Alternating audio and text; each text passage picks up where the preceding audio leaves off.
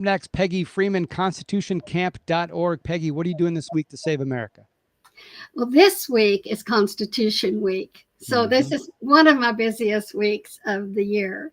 I love to study the Constitution. I had a wonderful history teacher in high school, and I just wanted to share what I was afraid the kids were missing. I started with Texas history and helped create an event for kids to come and interact with characters from Texas history.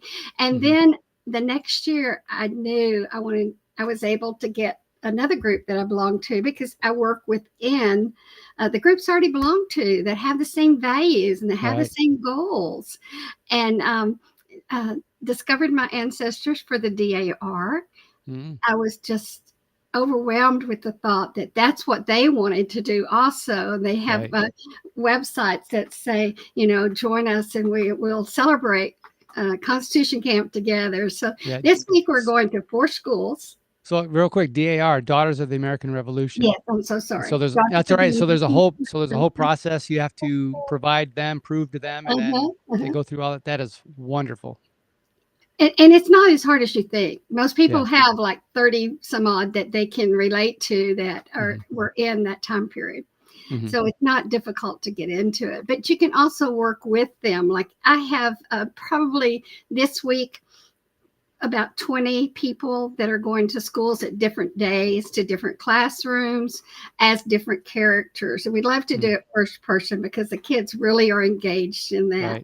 And we can show them the history, and then you really don't have to teach the Constitution because the history shows you the Constitution.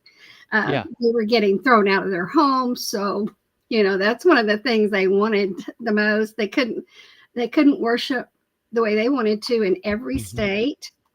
So John Leland and John Adams and a bunch of them said, no, we're going to fix that, number one. So it's just those things that the kids see. And that games we play too. We play a lot of games, water games in the summer. At the schools, we play games, but not as much. Mostly it's just participating.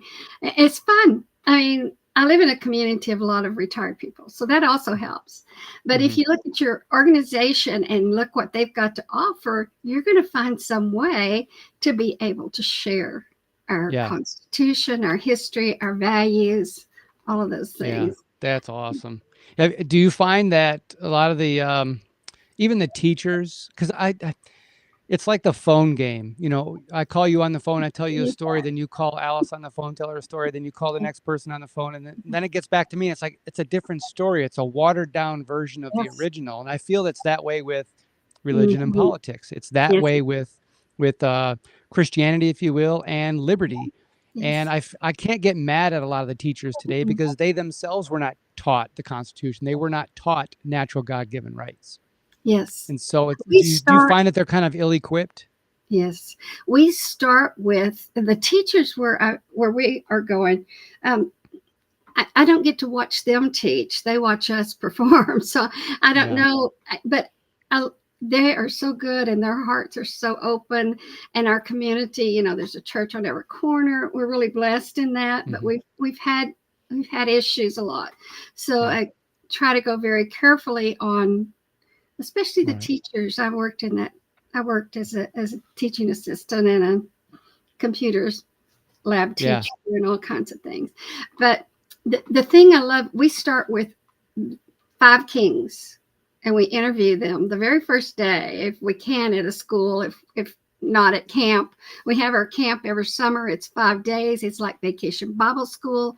And then we put a lot of that, during COVID, we put all of it on line and encourage parents to have their backyard Constitution Camp and go through those games. And we put the games on so they can see that, we talk about 5 kings and how they promise everything. And then we kind of use that bully king message all the way through what we're teaching, what we're sharing.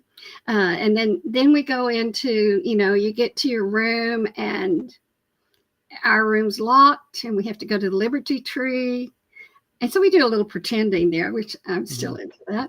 And then we do all kinds of just crazy games. Like we have one where we wrap them in a sheet, put a beak on their nose. We wrap 3 of them in a sheet, put a beak on their nose, and then we talk about the 3-headed eagle and the separation of powers. And they have to go through a maze, and they have to get along. And one of them's the president, one of them's the House, the representatives, and then one of them's the judges, Congress. Wow. Yeah. Games like that, they love. We have bully kings stand in the middle of the field and try to steal their rights. And they have a little flag that has their 10 amendments, one of the 10 amendments on it.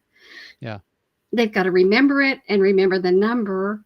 Well, first they have to keep the king from getting it. And then to get it back, they have to tell us what that amendment was. So it's just games that parents can play with their kids. Yeah. Do you incorporate the Declaration of Independence into this? Oh, yeah. Good. We go through the whole thing. We win the war. 2 days of the war, 1 day of Declaration of Independence, 1 day of the Constitution, and then this is at camp. Right. We don't get to do this at every school. We have to do it in every classroom, one of us presenting every little part that we can in the classroom. Yeah.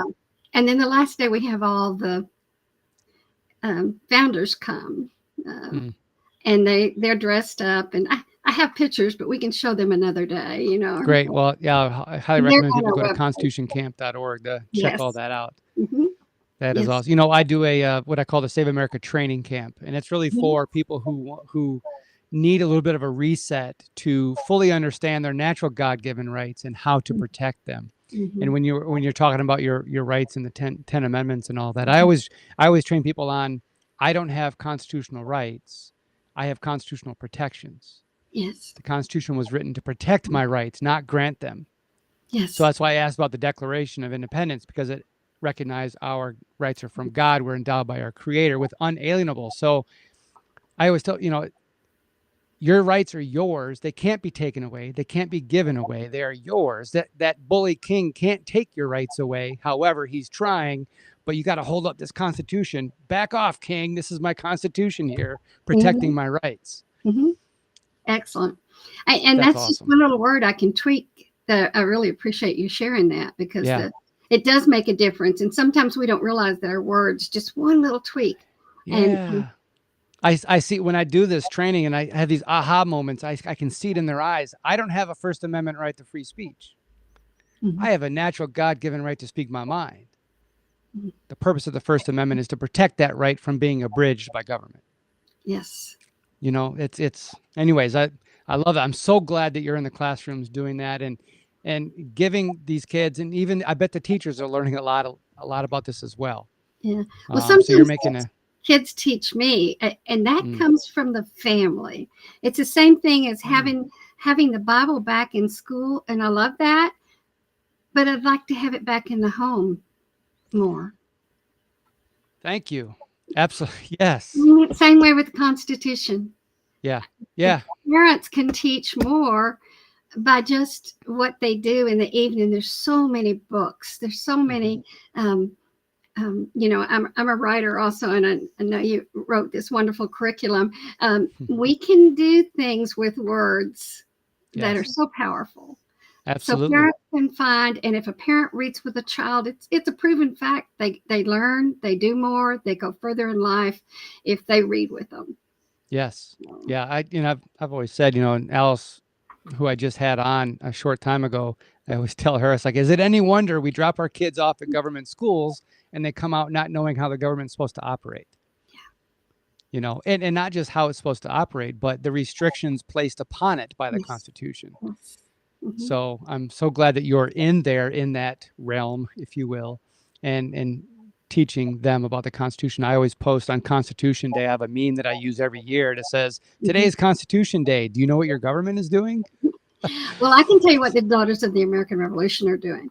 On Constitution Day, which is September the 17th, at 4:00, all over the nation, we ring bells. Because that's when our founders signed that Constitution. Yeah. And then I hope the rest of the year, and I'm amazed at what all they do. I look at these ladies and I'm going, A lot of them are older, yes, just like me.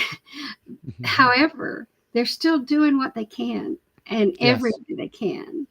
And we have to stay non-political because that's in our DAR Constitution. So and that's nice to have that there.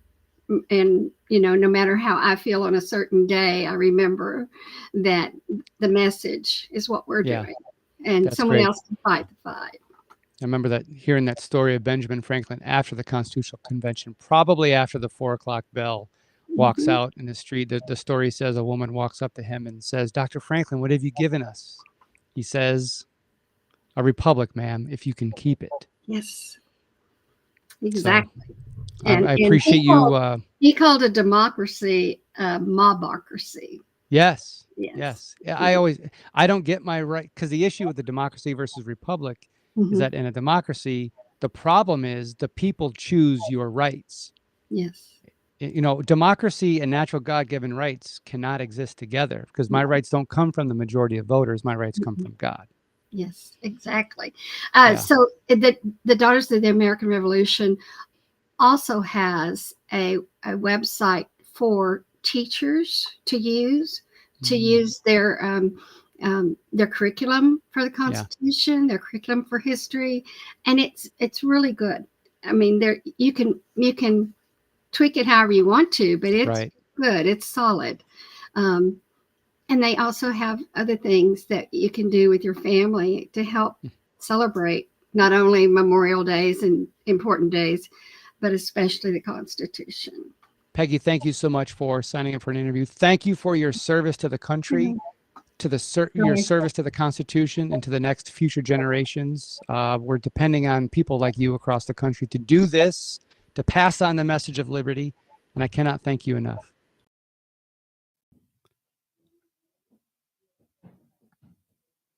This segment brought to you by the Remembrance Project, theremembranceproject.org.